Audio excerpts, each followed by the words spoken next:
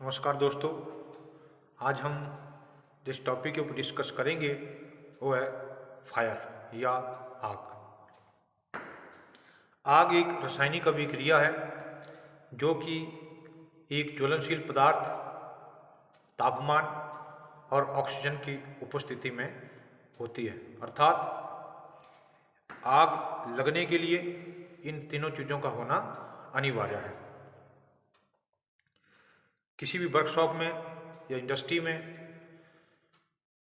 मतलब diesel, petrol, engine oil, kerosene oil या gases ये हमेशा उपस्थित रहती है या अवेलेबल रहती है।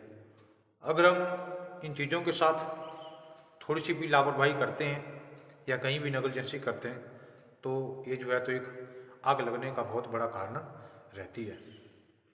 अब वो जिस भी वर्कशॉप में या जिस भी इंडस्ट्री में हम काम करते हैं, अगर किसी कारणवश वहाँ आग लगती है तो उस आग के लगने से उस मज़दूर का या जो इंडस्ट्री के ओनर्स हैं, मालिक हैं, इसके अलावा राष्ट्र का एक बहुत बड़ी क्षति होती है। अब हम बात करेंगे कि ये जो आग लगती है ये किन किन कारणों से लगती है या कॉजेज ऑफ फायर, आग लगने के कारण। तो सबसे पहले तो जिस भी वर्कशॉप में आप काम करते हैं या हम काम करते हैं वहाँ पर बिजली के जो कनेक्शन है वो हमेशा प्रॉपर होने चाहिए। अगर कनेक्शन कहीं लूज है, घरों में अमूमन आप देखते हैं कई बार कि जैसे ही किसी स्विच से कोई वायर अगर लूज होती है उसको जब अभी हम ऑन करते हैं या ऑफ करते हैं तो उसमें हल्की फुल्की स्पार्किंग होती है। तो वैसे ही जैसे इंडस्ट्री में जहाँ पर आप काम करते हैं अगर इस प्रकार का कोई कनेक्शन होता है तो स्पार्किंग के कारण वहाँ आग लगने का डर रहता है और ऐसी नेग्लिजेंसी में कई बार आग भी लग जाती है। तो एक बहुत बड़ा कारण है। इसके अलावा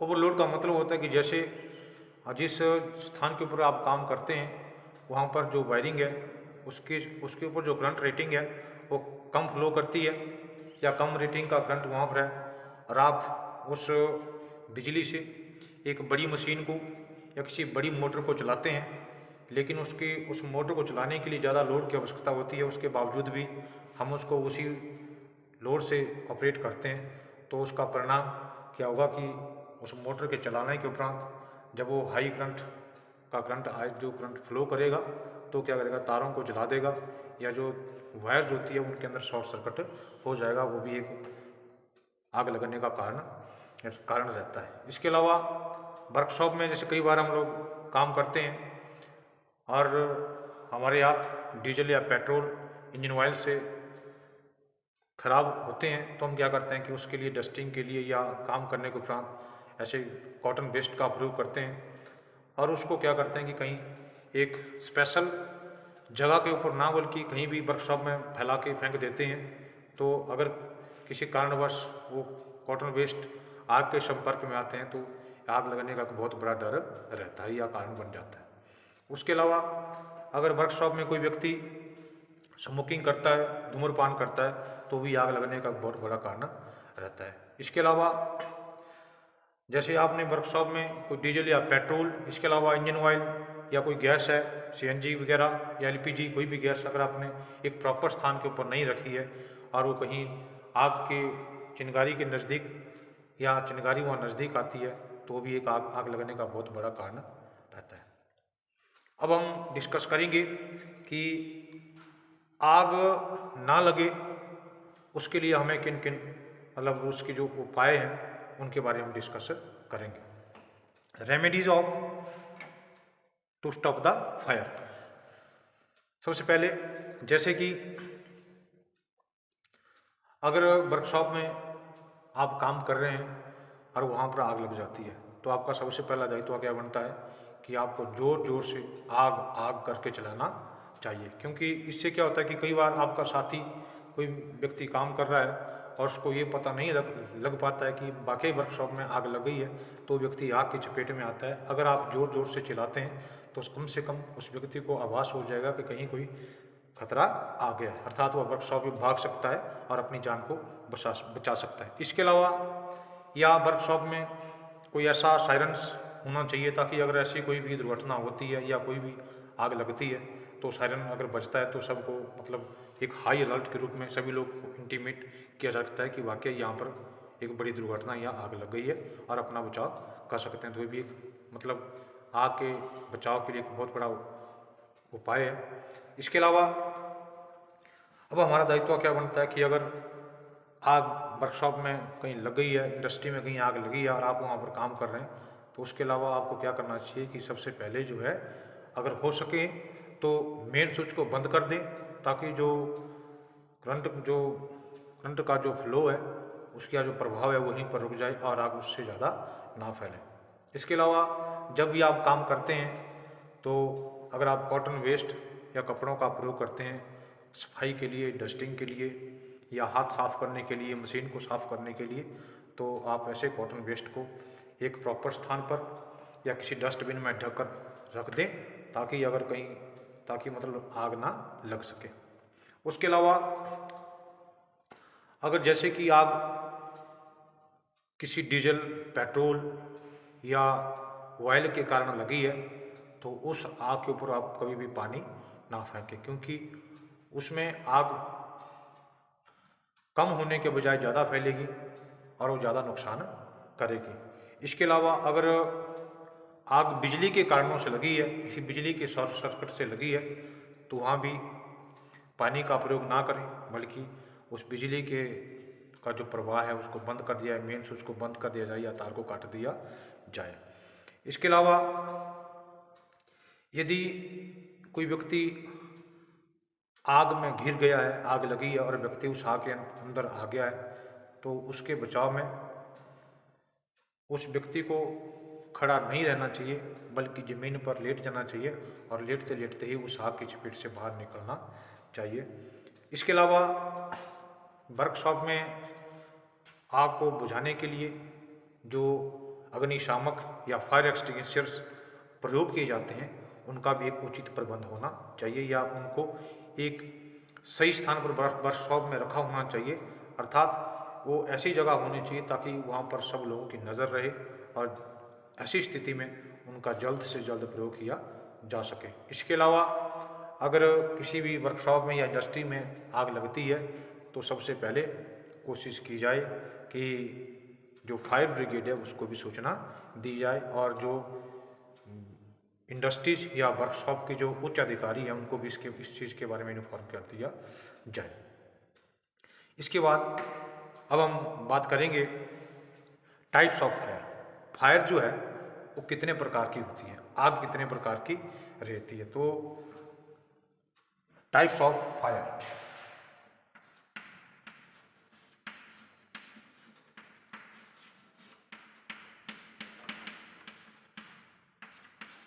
फायर हमारे पास 4 प्रकार की रहती है या 4 अलग अलग कारणों से आग जो है लगती है। सबसे पहले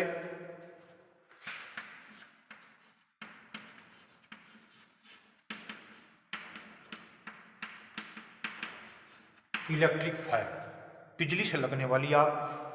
number second wild fire,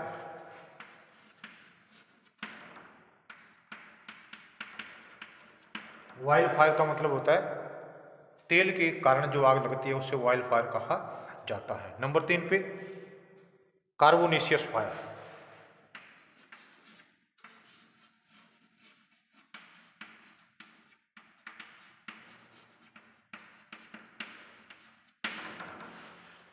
number 4 gas fire.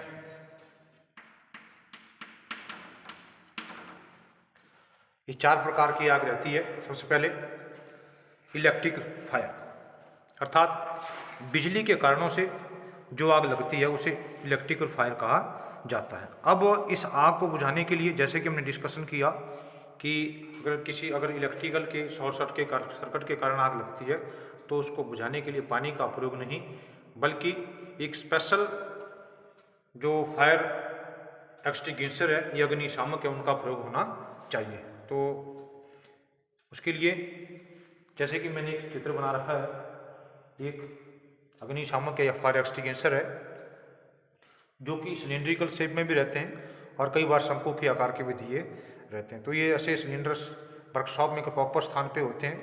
उनमें आग की प्रकार के जिस प्रकार की जिस टाइप की आग है उस प्रकार का उसके अंदर केमिकल या गैस भरी रहती है, जिसके माध्यम से हम उस लगी हुई आग के ऊपर उसको स्प्रे करके या उस फायर एक्सटिंग्विशर का प्रयोग करके उस आग को बुझा सकते हैं। तो उसके लिए उस प्रकार के एक्सटिंग्विशर का प्रयोग किया जाता है। तो जो इलेक्ट्रिकल की जो आग होती है या बिजली के कारणों से जो आग लगती है उसको बुझाने के लिए हम एक CTC फायर एक्सटिंग्विशर का प्रयोग करते हैं।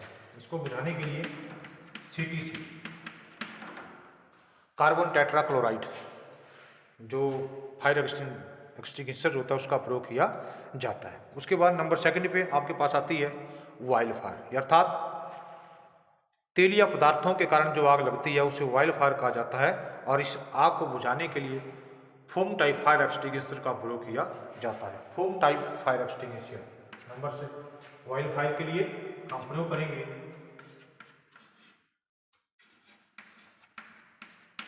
Foam type fire extinguisher.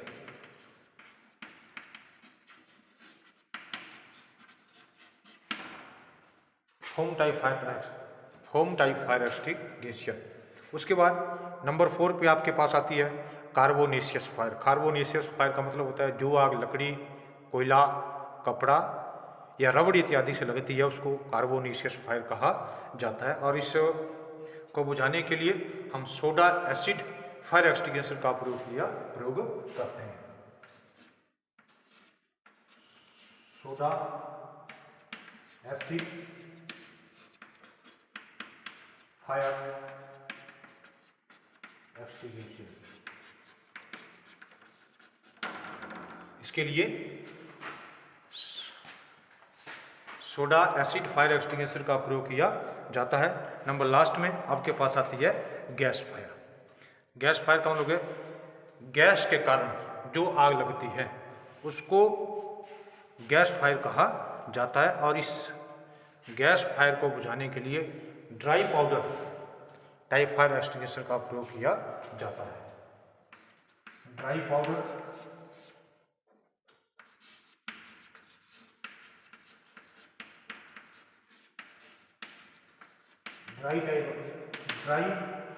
Type fire extinguisher का प्रयोग किया जाता है। तो ये 4 प्रकार की आग रहती है। सबसे पहले electrical fire, wild fire, carbonaceous fire और गैस फायर। इन चारों प्रकार की आग को बुझाने के लिए अलग अलग प्रकार के फायर एक्सटिंग्विशर या अग्निशमक का प्रयोग किया जाता है। इसके अलावा एक टॉपिक हमारे पास आता है, कई बार एग्ज़ाम में ये बड़े इम्पोर्टेंट क्वेश्चन है। एग्ज़ाम में एक ऐसे क्वेश्चन आते हैं कि जो फायर है उसको अलग अलग श्रेणी में बांटा जाता है, class of fire.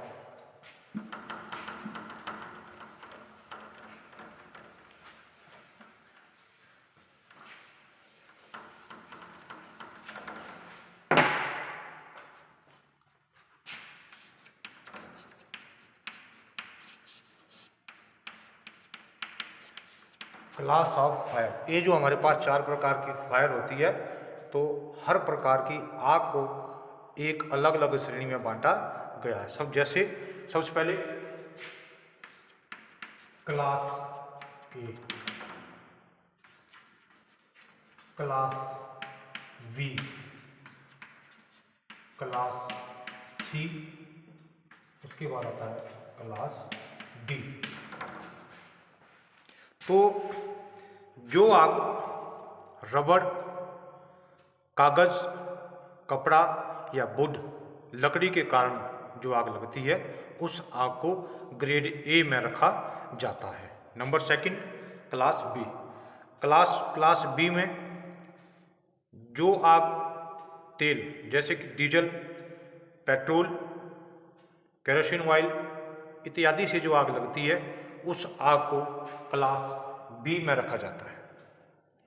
Number 3 class 3, इसमें जो आग गैसों के कारण लगती है या गैसों की असावधानी के कारण लगती है जैसे LPG, CNG या एसिटिलीन गैसें, ये इस प्रकार की आग को क्लास C श्रेणी 3 में रखा या श्रेणी C में रखा जाता है। उसके बाद क्लास D में बिजली के शॉर्ट सर्किट के कारण जो आग लगती है उसको क्लास D में रखा जाता है। जैसे मैं आपसे बात कर रहा था कि कई बार एग्जाम में क्वेश्चन इस प्रकार से पूछा जाता है कि जो कार्बोनेशियस फायर होती है उसको किस ग्रेड में रखा जाता है, या इलेक्ट्रिकल फायर को किस ग्रेड में रखा जाता है। तो आज के दिन के लिए इतना काफ़ी है। उम्मीद है कि आप सबको मेरी वीडियो पसंद आई होगी। अगर इसमें किसी प्रकार की कोई कमी हो तो आप कमेंट करके बता सकते हैं। Thank you.